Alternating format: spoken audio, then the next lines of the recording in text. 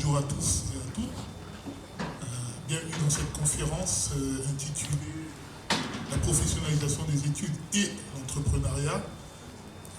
Alors l'idée de cette conférence est de montrer comment la sphère éducative, scolaire, s'imbrique dans la sphère professionnelle. La relation n'étant pas univoque, c'est-à-dire dans un seul sens, on verra aussi comment le monde professionnel s'imbrique dans la sphère éducative scolaire. La professionnalisation des études, on va essayer de montrer comment est-ce que des étudiants, comment est-ce que c'est plutôt la transformation des étudiants en professionnels, c'est-à-dire experts dans un certain domaine.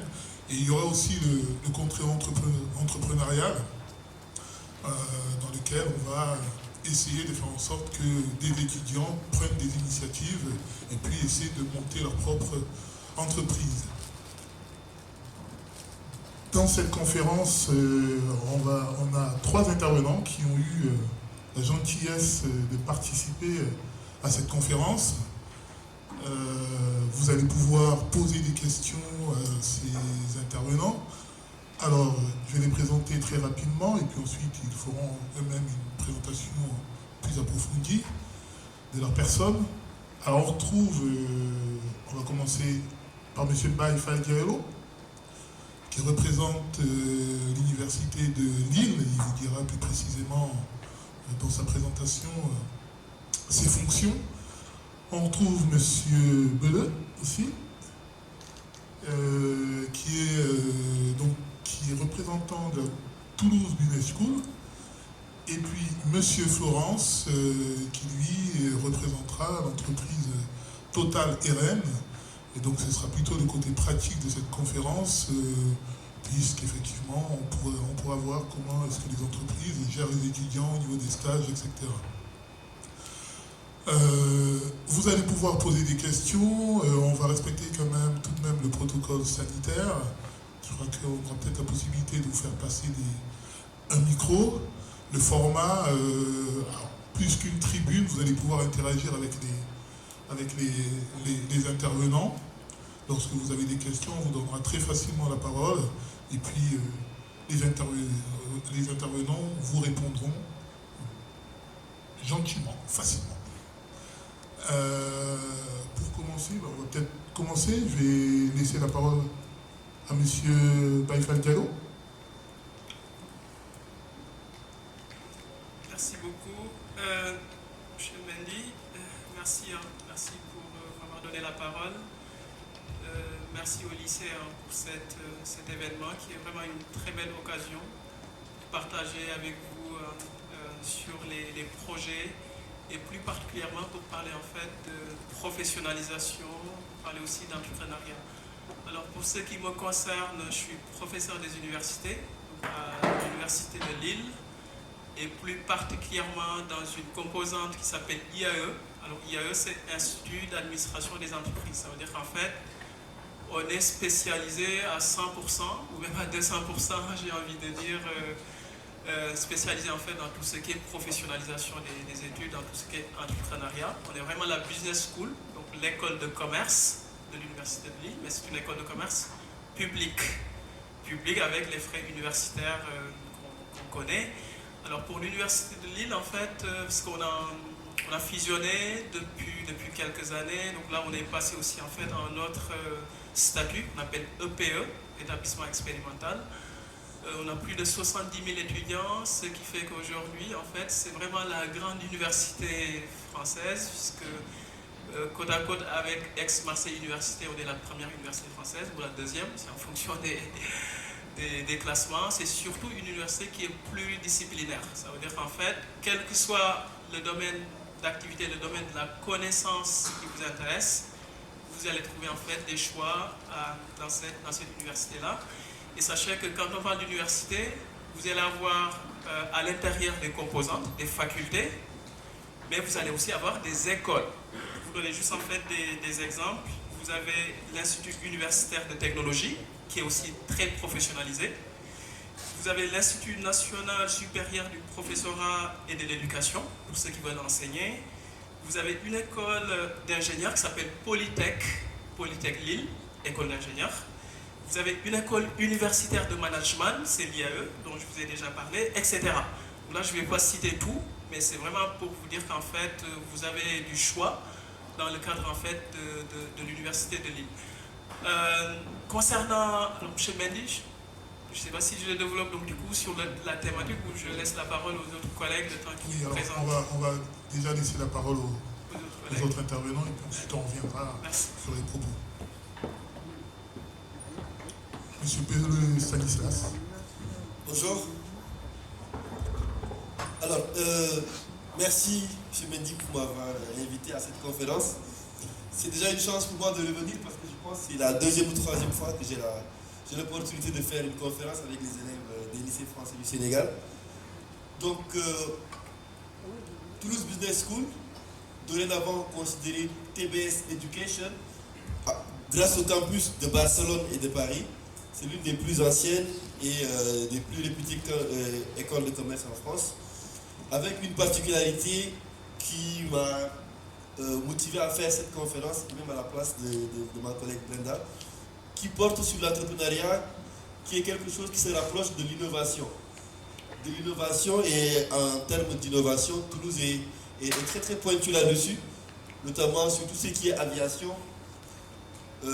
Si vous voulez, peut-être que vous le savez, tout ce qui est Airbus est essentiellement basé dans la ville de Toulouse, et finalement ça rend de la ville une vraie plateforme d'innovation qui accueille des gens venant du monde entier pour pouvoir travailler ensemble sur des projets, sur un des secteurs les plus exigeants de ce monde d'aujourd'hui. Et derrière cela aussi, cela s'accompagne de pas mal de collaborations avec des incubateurs, les chambres de commerce, avec d'autres universités partenaires et aussi avec tout l'écosystème de ce qui se passe en France, donc tout le monde de la tech et à l'international, donnant aujourd'hui l'entrepreneuriat une place très très importante à Toulouse Business School. Et du coup, ce sera avec grand plaisir que dans les prochaines minutes, je vais partager avec vous quelques lignes sur cela. Après, j'ai une casquette qui est très particulière, je pense que c'est la plus intéressante. J'ai fini mes études en 2011, ça fait 12 ans, ça fait 11 ans. J'ai jamais été à l'entreprise. Du coup, pendant 11 ans, j'ai passé toute ma vie à créer des entreprises, à les voir presque mourir et à les voir exister encore aujourd'hui. Et du coup, voilà, je pense que finalement, ça s'est passé notamment par pas mal de remises en question et pas mal de recul pour comprendre finalement comment mener à bien un projet d'entrepreneur par la création d'entreprises. Et du coup, c'est un peu sur ce volet-là que je vais particulièrement intervenir. Merci. Merci, M. Belleux. Monsieur Florence, donc représentant de... Bonjour à tous. Est-ce que mon micro fonctionne? Ouais. Bonjour à tous et merci pour l'opportunité de venir partager un petit peu avec vous, futurs bacheliers, sur l'expérience professionnelle, sur la professionnalisation des études.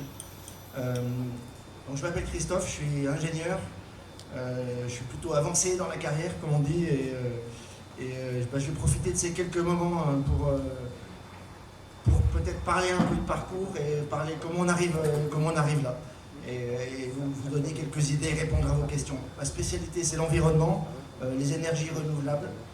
Je me suis installé en Afrique, à Dakar, pour développer ces activités à Dakar et sur tout le continent, pour une société qui s'appelle Total RN. Donc je vous parlerai un petit peu du parcours qui amène dans les énergies renouvelables, en gardant en tête que les énergies renouvelables, c'est pas que un truc d'ingénieur, c'est aussi un métier pour des avocats, pour des comptables, pour des techniciens, enfin voilà. Donc moi je vais vous donner l'angle un petit peu ingénieur, mais je serai à votre disposition pour répondre à vos questions pendant cette séance et puis après à la sortie aussi si vous voulez. Voilà. Merci. Merci. Alors l'idée, je le redis encore une fois, l'idée de cette conférence, c'est de vous montrer qu'on peut à la fois porter deux casquettes, être étudiant et aussi être entrepreneur. Dans l'IAE de M. Baïfa Diallo, il y a des dispositifs qui ont été mis en place. Est-ce que vous pouvez nous en dire un peu plus? Oui, pour ce qui concerne en fait la professionnalisation de l'entrepreneuriat, c'est vrai qu'en fait ça fait partie de l'ADN même de l'IAE, puisqu'en fait, par notre nom même, c'est vraiment notre activité principale, c'est de créer des entreprises ou d'accompagner des gens qui veulent créer des entreprises. Alors il y a deux volets, il y a deux façons de faire. Donc, la première façon de faire, premier volet, c'est la professionnalisation. Et la professionnalisation, donc chez nous, c'est vraiment, ça va de la première année de fac jusqu'au doctorat, puisqu'en fait, on peut faire un doctorat en fait professionnel, puisque ce qu'on appelle une thèse en chiffres, c'est-à-dire en fait, vous faites un doctorat, moitié dans un laboratoire et moitié du temps dans un laboratoire et moitié du temps à l'université. Et ça, c'est de la première année jusqu'au doctorat. Donc, du coup, la professionnalisation est vraiment transversale. Alors, concrètement, comment ça se construit? Dès la première année, vous allez avoir en fait beaucoup d'activités de professionnalisation dans les licences générales. Ça peut être en fait des visites d'entreprise, ça peut être ce qu'on appelle nous les rendez-vous de la distribution du commerce, par exemple dans le secteur en fait commercial. Ça peut être aussi des projets tutorés, des projets dans lesquels on travaille avec des banques, on travaille avec des entreprises, sur lesquels les étudiants travaillent. Et tout ça apporte aussi une expertise, en tout cas de l'expérience en fait à ces étudiants-là. Et après, à la fin de l'année scolaire, c'est-à-dire en fait au mois d'avril, vous avez un stage qui est obligatoire, qui va durer en fait 6 semaines en première année, 8 semaines en deuxième année et 3 mois minimum à partir de la 3e année de licence. Et à partir aussi de cette 3e année de licence, quasiment toutes les formations qu'on propose, vous pouvez les faire soit en formation initiale, vous faites les études en fait jusqu'au mois d'avril, ensuite vous allez en entreprise, soit vous faites ce qu'on appelle de l'alternance, donc ce qui veut dire qu'en fait vous êtes soit 2 jours, 3 jours, vous êtes 2 jours à l'université, 3 jours en entreprise, soit c'est 1 semaine, 2 semaines en fonction en fait des parcours. Souvent c'est en licence qu'on fait 2 jours, 3 jours, et en master c'est plutôt 1 semaine à l'école et 2 semaines en entreprise. Ce qui veut dire qu'en fait l'étudiant qui a fait ses 5 années de fac à l'IAE, il sait qu'en fait il a passé plus que la moitié du temps en entreprise. Il passe plus de temps en fait en entreprise qu'à l'école, à l'université. Donc ça c'est vraiment le premier modèle de professionnalisation qu'on a quasiment pour tous les programmes en fait qu'on propose. On a ce modèle-là. Ensuite, le deuxième volet, donc ça c'est le premier volet qui est vraiment centré sur la professionnalisation en fait des études. Le deuxième volet c'est le volet entrepreneuriat. Et là, c'est vraiment dès votre première année, puisque si vous êtes titulaire en fait d'un bac, peu importe, un bac français, sénégalais ou autre, vous pouvez faire ce qu'on appelle un DU. Un DU c'est un diplôme d'université et on a un DU qui s'appelle DU entrepreneuriat. Et là, votre année, ça dure 1 année et pendant toute 1 année en fait, on vous accompagne, on vous forme dans tous les domaines, tous les secteurs en fait qui concernent l'entrepreneuriat et surtout, on vous met en connexion avec un réseau, parce qu'on a un incubateur qui s'appelle Pépite. Donc Pépite, si vous tapez juste en fait sur internet, Pépite, Université de Lille, vous allez tomber en fait sur la page de cet organisme. Et c'est un incubateur, hein, ça veut dire qu'en fait c'est une structure qui va vous accompagner de la phase d'idéation de votre projet, c'est là où vous travaillez sur les idées, qu'est-ce que je veux mettre en place comme projet. On vous accompagne aussi sur la création de la structure en tant que telle. On va vous accompagner aussi, une fois que la structure en fait est créée, sur la phase de ce qu'on appelle la phase de croissance. C'est-à-dire en fait quand vous pouvez développer, accélérer le concept que vous avez mis en place. Et surtout, pendant que ces activités-là, vous pouvez demander ce qu'on appelle le statut national d'étudiant entrepreneur. Et dans ce cas-là, c'est un statut national, hein, ça veut dire que c'est l'Université de Lille et l'État français qui vous le donnent. Et qui vous donne en fait ce statut-là, vous donne un certain nombre d'avantages, puisqu'en fait, il vous permet d'accéder à certains programmes de financement pour que vous puissiez en fait faire financer votre projet. Vous n'êtes pas obligé d'être présent au cours, sauf en fait aux évaluations. Donc s'il y a des évaluations, vous avez l'obligation donc du coup de passer ces évaluations-là. Mais tous les cours où il n'y a pas d'évaluation, vous n'êtes pas obligé d'être présent, puisqu'en fait, l'objectif, c'est vraiment de vous permettre d'avoir suffisamment de temps pour vous consacrer à votre projet entrepreneurial. Et cet organisme-là, donc cet incubateur qui s'appelle Pépite, ce qui est aussi intéressant, c'est qu'en fait, ce n'est pas un organisme qui est spécifique à l'Université de Lille. Évidemment, on est le plus gros en fait, pourvoyeur en fait, d'étudiants à Pépite, mais c'est un organisme qui est mutualisé avec les écoles de commerce, publiques ou privées. C'est-à-dire qu'en fait, sur l'île, on a l'EDEC, on a l'IESEC, donc il y a plusieurs écoles en fait qui sont basées à Lille. Et tous les étudiants qui sont dans la région Hauts-de-France, qui sont inscrits dans une structure qui est basée dans les Hauts-de-France, sont susceptibles d'être incubés par Pépite, avec vraiment tout un programme d'accompagnement, tout un programme de formation, etc., pour vous accompagner dans toutes les phases du projet entrepreneurial.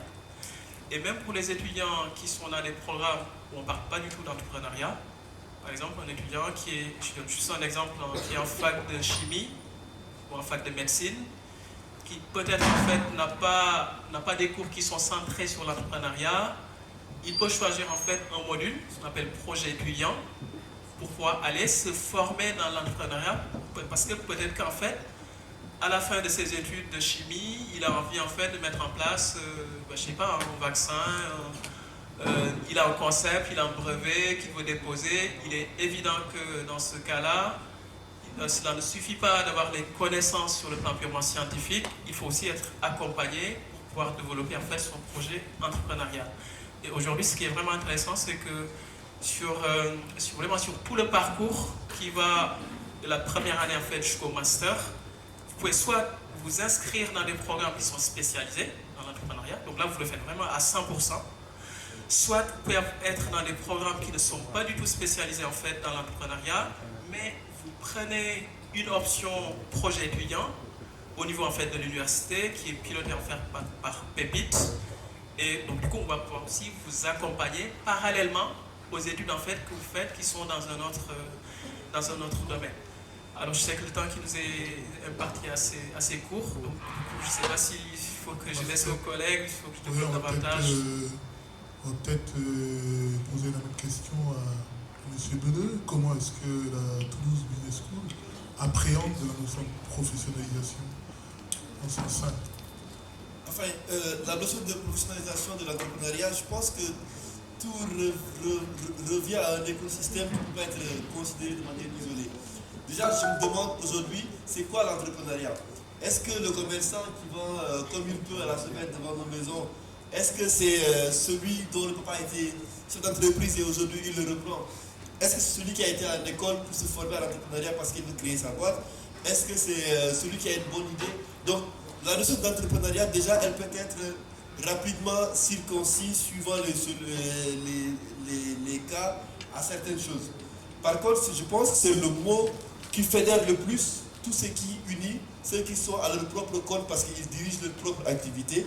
Maintenant, derrière, ils trouvent les voies et moyens pour la faire marcher parce qu'ils innovent ou parce qu'ils arrivent à trouver des moyens financiers et humains pour pouvoir le structurer.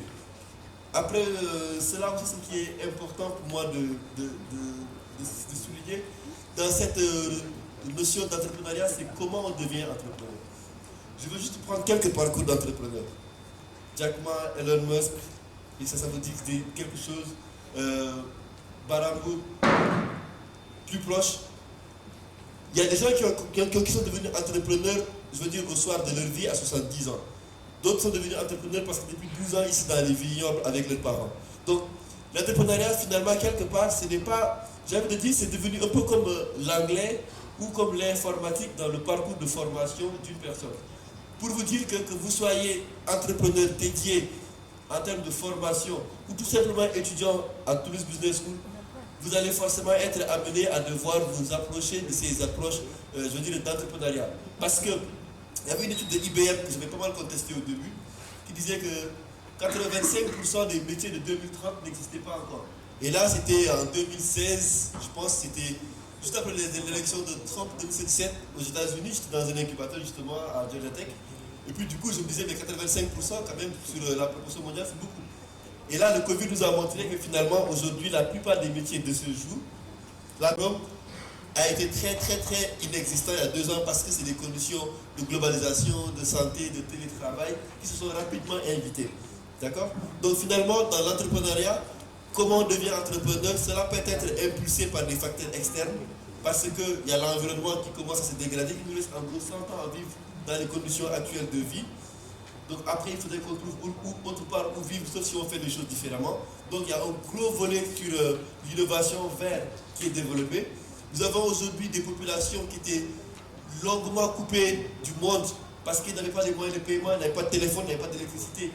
Aujourd'hui, à travers les technologies comme les fintech, l'USSD, voilà, les gens arrivent à avoir les meilleurs contenus de formation depuis le village ou depuis Dakar ou depuis n'importe où ailleurs avec les mêmes conditions d'enseignement. Donc aujourd'hui, je peux vous dire que la notion d'entrepreneuriat, elle est vraiment enracinée dans la vie de l'homme. Donc, à l'école, je ne veux pas être entrepreneur, je suis chef de projet, je suis intrapreneur parce que je travaille dans une entreprise. J'ai des choses que j'ai à faire. Tout simplement, j'ai un capital, j'ai une idée, je vais impacter le monde, je peux aussi aller dans l'entrepreneuriat. Maintenant, en école, forcément, on n'est pas entrepreneur à la première année, mais comme le disait M. Diallo, de par déjà ce qu'est la vie classique de l'école, c'est les projets, les concours, la junior entreprise, les associations et tout, l'étudiant est initié à cette prise d'initiative. Parce que tout simplement, entrepreneuriat, pour moi, ça combine 3 choses. La première, c'est la notion de dirigeant, d'être à son propre compte. Et je pense que c'est une des choses qui attire beaucoup de gens dans l'entrepreneuriat, parce qu'ils veulent être à leur propre compte. Soit parce qu'ils pensent travailler pour quelqu'un, c'est contraignant, soit parce qu'ils pensent que le monde a besoin d'eux sur autre chose. La seconde chose qui est importante, c'est l'idée. Et derrière l'idée, bien sûr, on a la faisabilité, on a la durabilité, on a pas mal de choses techniques que je ne pourrais pas développer ici. Et puis, enfin, ça devient une vraie entreprise. Comment on fait pour la développer? Là, c'est beaucoup plus classique et ça rentre dans l'organisation normale de la vie d'une entreprise qui intègre la vie d'un pays et du monde. D'accord? Donc, aujourd'hui, au niveau des écoles, on a compris que, au-delà de l'entrepreneuriat, toutes les formations doivent épouser l'écosystème de comment marche la vie ou comment marche le monde. Donc aujourd'hui, ceux qui sont à Toulouse Business School et qui souhaiteraient devenir plus tard des entrepreneurs, ils sont exposés. L'entrepreneuriat, c'est comme le coaching, ça ne s'enseigne pas forcément, ça s'accompagne. Ils sont exposés à un environnement qui les aide à réfléchir sur leurs idées, à des conférences qui leur permettent d'avoir des gens qui les rassurent de par leur parcours, à des possibilités de financement qui leur permettent d'accéder à des levées de fonds ou d'accéder à des programmes d'accélération, à des programmes qui permettent à leurs idées d'arriver plus ou moins à maturité. Donc voilà, ce sera un peu ça ma contribution sur ce qui se fait de manière assez étymologique. Merci, M. Béru. Monsieur Florence, alors comment... Alors, M. Florence va nous parler de son entreprise, puisque sous votre contrôle, vous êtes dans le secteur des énergies propres. Comment est-ce que vous accompagnez, par exemple, les étudiants qui viennent en stage chez vous? D'accord. Alors, je vais peut-être juste simplement vous expliquer un métier. Et ensuite, on va parler de ce qui va se passer ou ce qui pourrait se passer entre le moment où vous passez le bac, cherchez une orientation pour l'an prochain, et le moment où vous arrivez à avoir un job de rêve, comme c'est le cas pour moi. Donc, on va vous montrer 4 slides. Une image de l'Afrique. Moi, ma passion, mes 2 passions, l'énergie et les voyages. Et également le surf, mais bon, c'est un accessoire. Et j'ai réussi à combiner ça, et c'est ça que j'appelle un job de rêve. Je savais ce que je voulais faire, j'avais envie de voyager, j'avais envie de m'occuper du métier de l'énergie, d'être ingénieur, et puis j'avais envie, si possible, de faire ce job pas loin d'un spot de surf. Voilà une idée. Alors, qu'est-ce que ça peut être un métier comme ça? Par exemple, on regarde une carte de l'Afrique, vous voyez l'Afrique de nuit, avec assez peu de lumière, des densités de population pas très élevées. Et qu'est-ce que c'est l'énergie renouvelable en Afrique? C'est une carte du soleil qui montre l'ensoleillement, avec des endroits très très ensoleillés en orange foncé. C'est aussi une deuxième carte qui montre, s'il vous plaît, la suivante, qui montre les précipitations. Les précipitations, donc le soleil, énergie solaire, les précipitations, énergie hydroélectrique. Une troisième slide, une troisième carte qui vous montre les vents en Afrique. La carte des vents en Afrique. Voilà Moi, ça me fait rêver. Je vois une carte avec beaucoup de pays, je vois des énergies renouvelables disponibles. Et ben, mon métier, c'est de transformer ces énergies abondantes par nature et de les mettre au service du développement des populations, de l'économie. Donc c'est ça mon métier. Et en fait, j'essaie de me mettre à votre place. Vous êtes au bac, vous cherchez ce que vous allez faire l'an prochain. Vous allez vous inscrire dans des écoles, des concours, que sais-je. Comment ça peut se passer? Eh ben, il va falloir d'abord rêver. Rêver et vous définir des objectifs. Qu'est-ce que je veux faire? Et ensuite, qu'est-ce que je dois faire pour y arriver? Alors vous allez vous faire une idée. Je vais faire des écoles avec des stages. Et puis essayer de trouver une bonne boîte. Et puis la vie va peut-être mettre des choses un peu différentes dans le chemin. Il y aura une bonne partie de hasard aussi. Vous aurez un concours et pas l'autre. On va vous offrir un stage et vous allez vous apercevoir que ce stage finalement c'était exactement ce que vous vouliez faire dans la vie et vous continuez. Donc ces moments de votre vie ils sont super importants. Passez vraiment du temps à vous explorer, à comprendre qui vous êtes, ce que vous êtes prêt à investir comme effort et comme rêve dans l'accomplissement de tout ça pour votre carrière professionnelle. Et ensuite, eh ben, vous allez faire des études. Premier conseil, faites des stages. Parlez avec tous les copains de vos parents, rencontrez du monde, parlez avec des professionnels comme aujourd'hui, vous avez l'occasion d'en rencontrer. Exposez-vous au monde, rencontrez. À chaque fois que vous allez discuter avec quelqu'un de son métier, vous allez avoir des nouvelles idées qui vont germer. Et ben, la professionnalisation des études, ça commence par là, ça commence par se frotter au monde du travail et comprendre qu'est-ce qui se passe de l'autre côté du tableau noir. Donc je vous engage exactement ça. Engagez le monde, renseignez-vous, parlez, discutez et découvrez ce qu'il y a dedans pour vous et qui pourrait vous intéresser. Et ensuite, faites des stages et puis après, ce sera la loterie du travail, vous vous présenterez à des entreprises et vous serez parti dans une carrière professionnelle. C'est un modèle de vie, il y en a d'autres. On peut aussi être enseignant, on peut aussi être entrepreneur dès le début. Donc moi, je vous explique un petit peu la facette et voilà, je serai à votre disposition pour parler de ces... pour répondre à vos questions un petit peu plus tard. Merci. Alors, on va peut-être passer à la phase interactive. Est-ce que vous avez des questions jusqu'à présent? On vous donne le micro. Pour savoir quand... C'était pour savoir pour commencer l'entrepreneuriat.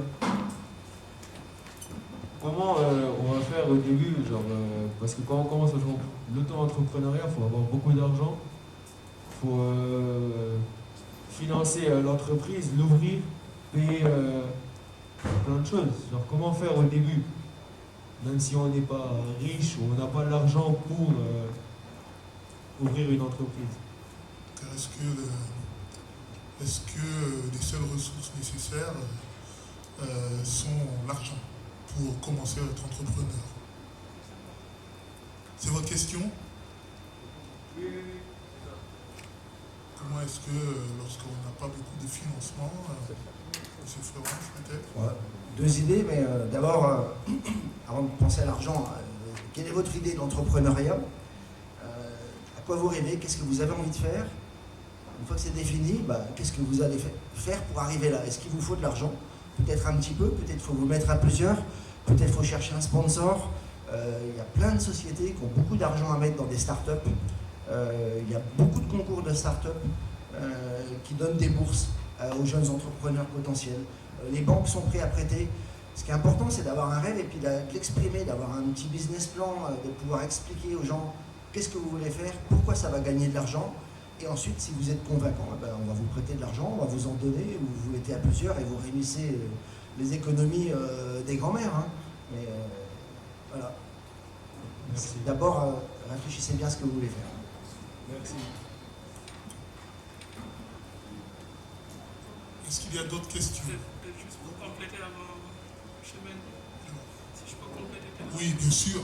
Oui, c'était juste pour compléter rapidement. Hein. Sachez que aussi, l'avantage d'être dans un incubateur comme Pépite, c'est qu'en fait, vous avez un écosystème, on vous accompagne. Donc là, le 29 janvier, par exemple, j'organise en fait à Lille une rencontre entre Pépite, donc le groupe Les Étudiants, Eura Technologies, qui est vraiment le plus gros incubateur européen. Je l'ai appris récemment, hein, parce que je croyais que c'était que dans les Hauts-de-France, alors que c'est l'un des plus gros incubateurs en fait en Europe. Parce qu'en fait, parallèlement à mes fonctions à l'université, j'ai une mission au niveau de la présidence de la République en France, dans une structure qui s'appelle Conseil présidentiel pour l'Afrique, qui conseille le président Macron sur sa politique africaine. Et on a mis en place aussi en fait des outils. Il y a le Pass Africa, qui permet d'accompagner des jeunes Français qui veulent entreprendre en Afrique.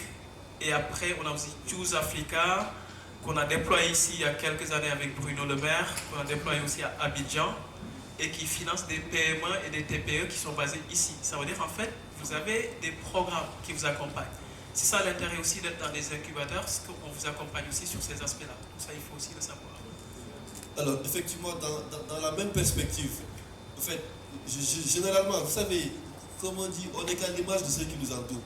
Donc, du coup, si je peux partager mon expérience avec vous, moi, j'ai débuté, comme j'ai dit, mes études, et j'ai fini mes études et j'ai commencé à entreprendre en 2011. Mais bon, ces derniers temps, j'ai l'impression que je suis fatigué.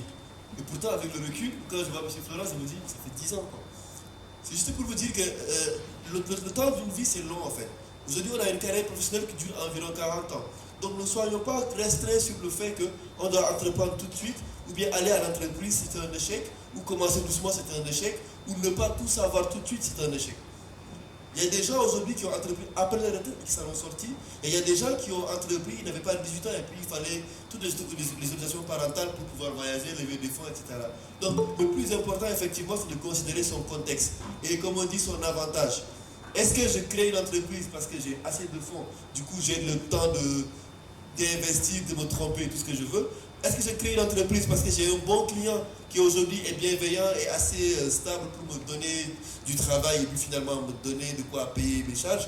Est-ce que je commence une entreprise parce que finalement j'ai eu la bonne idée et puis finalement si je la protège bien, il y aura des structures adaptées comme tout l'écosystème de la frontière, Africa, etc.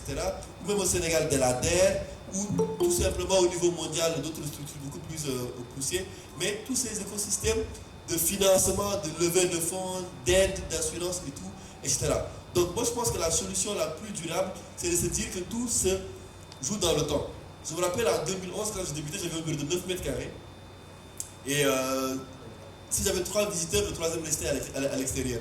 Et une fois, je me rappelle, j'avais eu un ministre d'État qui était venu avec ses 2 enfants pour les études en France. Et du coup, lui, il a dû rester debout parce que j'avais que 2 chaises dans le bureau.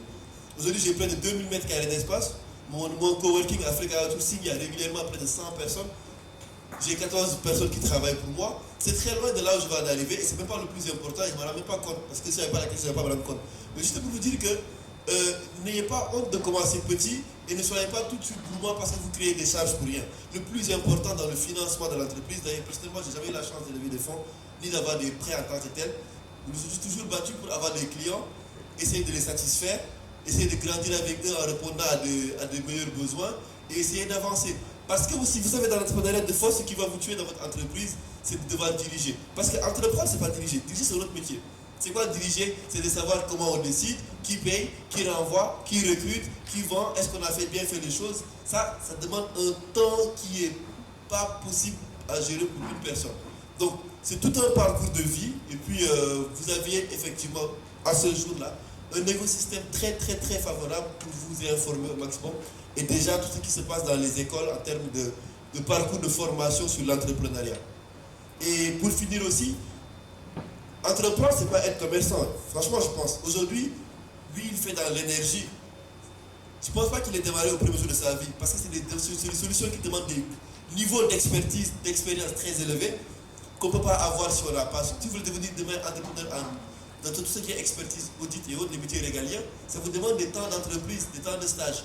Donc, suivant les métiers, si vous voulez faire blogueur, entrepreneur, commerçant, un peu self-made comme moi, ça c'est possible tout de suite, mais dans des domaines beaucoup plus techniques, ok, ça demande un temps de vie à l'entreprise, un temps de plein de choses, et derrière, n'ayez pas peur parce que si vous avez vraiment, comme l'a dit M. Florence, la très bonne idée, il y a tous les écosystèmes qui peuvent vous faire émerger. C'est comme un footballeur qui est dans un village qui a 12 ans, qui n'a même pas de carte d'identité ni de chaussures, si c'est une pépite, demain, on sait comment lui faire avoir le passeport qu'on veut, dans le cadre de formation qu'on veut, et puis les photos qu'on veut avoir de lui. Merci. Je crois qu'on avait une autre question.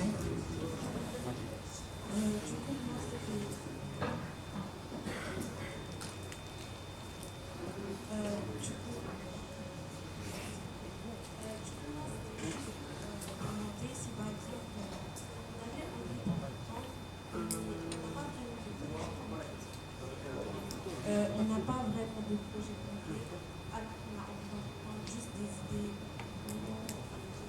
des passages. Comment ça se passe dans ce cas? Si j'ai bien compris, c'est En fait, comment elle demande. sélectionner les idées lorsqu'on a la volonté d'entreprendre, mais qu'on n'a pas forcément une idée bien définie. C'est bien ça? Sélectionner et affiner. Pour affiner le projet. Donc du coup, si je comprends comment affiner vos idées, vous voulez entreprendre, mais vous n'avez pas encore le projet, vous ne savez pas quoi exactement. Et encore une fois, je pense que là, ça recoupe la réponse qu'on donnait. Premier élément, faites des stages, faites en sorte en fait, d'avoir le maximum d'expérience, discutez avec les gens, parce que parfois dans l'édition informelle, c'est là où vous allez avoir en fait, les idées de génie. Donc pendant vos premières années, par exemple à la fac, ne vous dites juste pas que j'y a les cours, j'apprends mes leçons, enfin je fais mes cours, etc. Je vais à la maison, je rentre. Non. Voilà. Essayez aussi de vous construire un réseau personnel, parce que c'est ce réseau-là qui va aussi vous accompagner, en fait, vous aider à affiner vos idées. Et surtout aussi, aujourd'hui, je pense que dans la plupart des universités, en tout cas en France, et des écoles privées, vous avez en fait des incubateurs qui sont là pour vraiment en fait pouvoir vous accompagner. Parce que là, je vous disais que nous, Pépite, c'est vraiment sur tout le parcours. Hein. Ça veut dire que c'est de l'idéation. L'idéation, c'est vraiment comment on vous aide à faire émerger les idées que vous avez, qui sont plutôt des idées plus ou moins informelles. Comment on peut les structurer de telle sorte qu'en fait, ça soit vraiment des idées de projet. Comment vraiment aller de l'idée au projet. Donc, il y a des cours, hein. On voit qu'on a des professionnels qui interviennent, qui ont l'expérience dans ce domaine, qui viennent vous aider, vous accompagner. Vous avez en fait, si vous êtes dans Pépite, par exemple à Lille, vous avez un tuteur professionnel qui est dans le monde professionnel et vous avez un tuteur à l'université. Et entre les deux tuteurs déjà, vous êtes quand même assez bien entourés. Et après, il y a tout un ensemble d'événements qu'on organise. On fait aussi des challenges. Par exemple, il y a un challenge qui s'appelle Modèle. Donc là, c'est plutôt en fait des filles, des femmes qui veulent vraiment entreprendre. On a fait un programme spécifique pour les accompagner, les financer derrière, etc. On a fait aussi le challenge Léonard. Donc là, c'est plutôt des gens qui veulent entreprendre dans le domaine culturel, parce que c'est un domaine qui est aussi très très important. Et on a tendance à oublier que la culture, c'est aussi un domaine où on peut tout à fait faire de l'entrepreneuriat. Et nous, à Lille, en tout cas, on a lancé une initiative qui s'appelle donc, du coup, Léonard, Challenge Léonard en fait, où on accompagne donc, les étudiants qui souhaitent entreprendre dans ce domaine-là. Je pense qu'il y a tout un écosystème aujourd'hui qui peut vous accompagner à construire le projet, à structurer en fait le projet de telle sorte que cela devienne un projet entrepreneurial. Merci. Monsieur Florence, peut-être? Peut-être un conseil à tout entrepreneur potentiel. Il faut absolument savoir compter et faire un business plan. Et donc, soit vous, soit votre associé, prenez un associé à ce moment-là si vous ne voulez pas le faire, mais il va falloir faire de l'économie. Être capable de construire un plan d'affaires et de voir qu'est-ce que c'est un projet pérenne. Donc il y a la partie rêve, la super idée novatrice, mais il y a aussi la réalité. Et pour que l'entreprise réussisse, il faut qu'elle gagne de l'argent. Donc réfléchissez bien à cette partie au moment de faire vos choix d'études. Mettez de l'économie dedans. Si vous voulez faire entrepreneur, vous ne pourrez pas vous en passer. Ou alors faites des études d'ingénierie, mais à ce moment-là, il faudra vous associer avec quelqu'un qui comprend bien les affaires pour gagner de l'argent. Si sans argent, si votre affaire ne gagne pas d'argent, elle s'arrête. Donc ça, c'est le but là-bas. Merci. Juste une question. Je suis sûr que certains d'entre vous sont déjà en quelque sorte des entrepreneurs. Est-ce que certains travaillent dans le domaine associatif ou ont créé des chaînes YouTube ou autres? Est-ce que certains créent des contenus? Oui, moi, mais t'inquiète.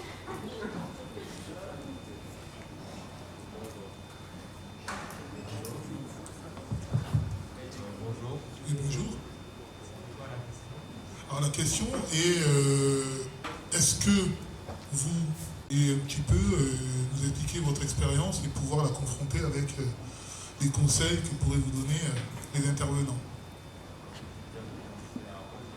On vous entend très très mal.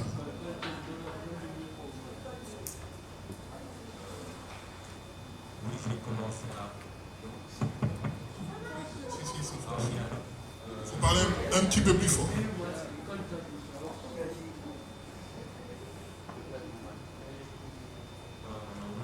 vous m'entendez bien comme ça.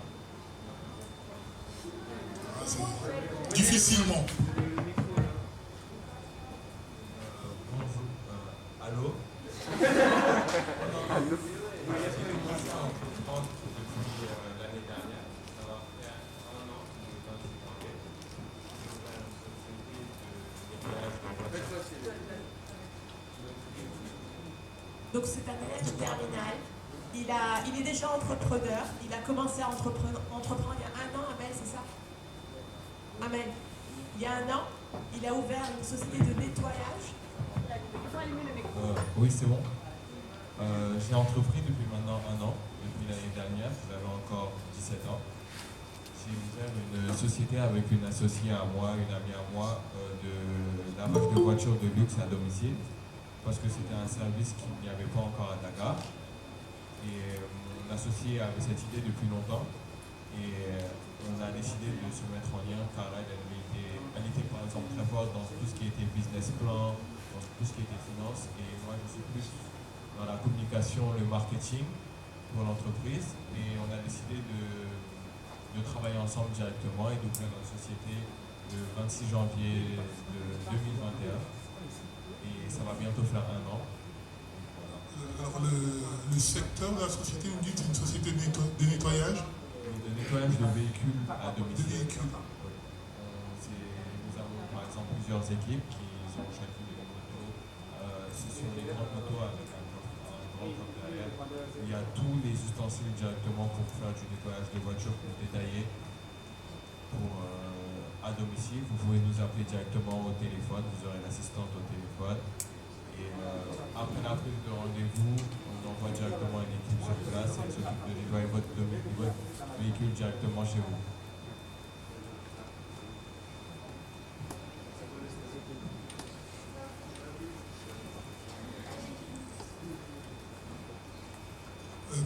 Merci. Perturbé. Donc, face à cette expérience, comment est-ce que... parce que depuis tout à l'heure, on parle d'incubateur. Est-ce que vous savez ce qu'est un incubateur? Parce que ce mot revient très souvent dans les propos des intervenants. Est-ce qu'on peut préciser la notion d'incubateur? Puisque vous avez commencé votre société, vous avez été soutenu. Pour ouvrir ma société, au début, j'ai demandé un financement à la DER directement à Dakar. Et les moyens de la DER sont très longs. C'est nos parents qui nous ont directement financés et que nous avons fini par rembourser en moins d'1 an. D'accord. Alors, je crois qu'on est un petit peu pris par le temps, on va devoir clôturer. Juste, est-ce qu'on pourrait leur préciser l'utilité d'un incubateur au niveau de leur formation? Et puis on conclura sur cette dernière question. Ouais, je pense que c'est vraiment aujourd'hui, on est dans un contexte qui est de plus en plus complexe et qui demande un niveau d'expertise beaucoup plus élevé pour développer son concept. Et je pense qu'en fait, pour ces raisons-là, il est vraiment capital d'être bien entouré. Et c'est là où en fait l'incubateur peut vraiment vous aider, puisque comme je le disais, l'incubateur c'est quasiment toutes les phases en fait de développement du projet, de l'idéation, le développement en fait du concept. On vous accompagne, on vous forme. Vous avez en fait des séminaires de formation. Vous êtes vraiment formé dans tous les domaines. Ce que serait que l'entrepreneuriat, vous touchez à tout un peu, parce que vous n'avez pas les moyens d'aller recruter un spécialiste dans chaque domaine. Et l'avantage, c'est que vous avez des sessions de formation où on vous accompagne en fait dans tous les domaines qui concernent en fait le développement de l'entreprise. Alors moi, ce que je vous conseille, je peux vous appeler comment encore? Il s'appelle comment? Ahmed. Ahmed. Pardon. Oui, je vous conseille peut-être de voir en fait sur Dakar quels peuvent être en fait les incubateurs avec qui vous pourriez en fait travailler. En tout cas, moi, personnellement, je pourrais vous mettre en contact avec mon ami Karim Sy. Alors Karim Sy, en fait, il a fondé Jocolab. Il était un collègue en fait du CPA donc, en France. Et je pense qu'il a beaucoup d'expérience, même si lui-même, enfin, il ne peut pas vous incuber à Jocolab, il pourra vous mettre en contact avec d'autres en fait, structures qui sont plus spécialisées peut-être sur ce que vous faites. Et à partir de là, vous pouvez avoir en fait l'accompagnement qu'il faut. Et au-delà de l'accompagnement, c'est aussi une question d'écosystème.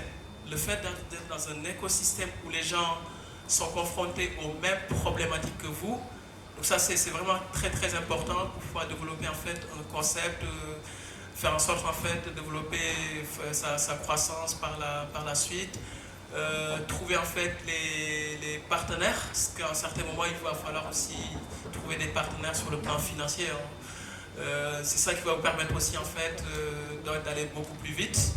Et ça c'est important. En tout cas, si ça vous intéresse, vous pouvez vous l'approcher après à la fin et là, je peux prendre vos contacts pour vous connecter en tout cas avec Karim Sy.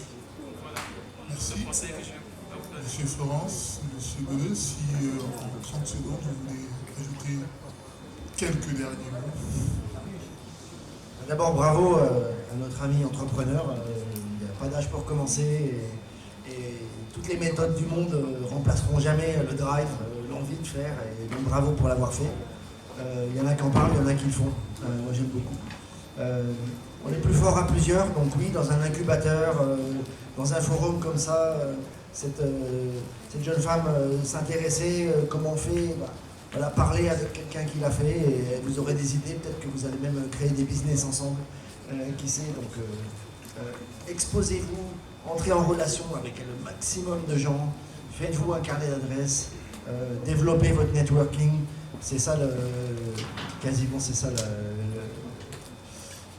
la pierre angulaire du succès. Voilà, merci et à votre disposition pour continuer à parler dehors après l'horaire si vous voulez.